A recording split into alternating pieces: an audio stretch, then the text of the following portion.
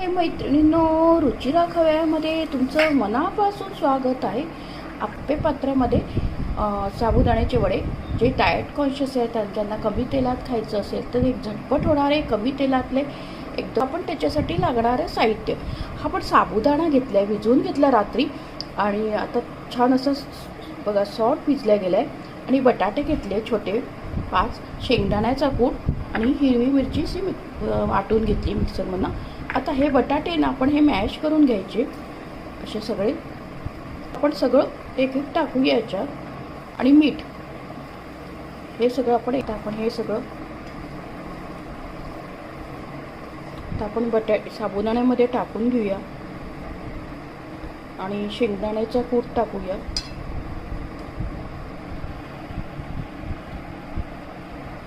शेंगदाण्याचं कूट पण टाकूया. शेंगदाण्याचं कूट टाकला. आपण हिरवी मिरची टाकली आता याच्यामध्ये. तुमचं तिखटाचं प्रमाण आणि साबुदाणा कसा आहे त्याच्यानुसार तुम्ही मिरची टाका.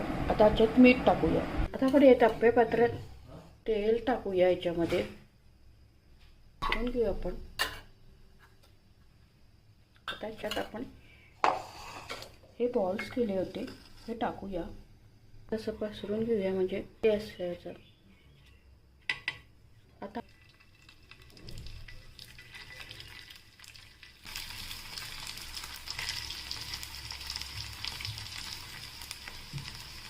त्याच्यावर झाकण ठेवूया. मीडियम ठेवायचा. आपण चटणी करणार आहे याच्यासोबत खायला. दही टाकूया आपण याच्यामध्ये. आणि मीठ टाकूया चवीनुसार. हिरवी मिरची वाटून टाकू आणि थोडी साखर टाकूया. हे हलवून घेऊया छान.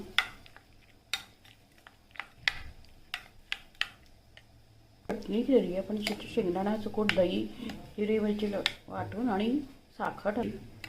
साखर काढूया. बघूया आपण झाले का. पण पलटून घेऊया.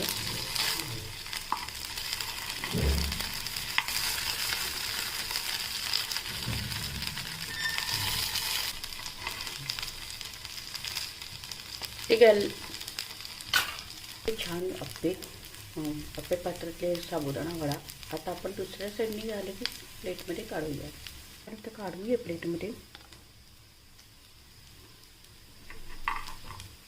छान झाले कुरकुरीत.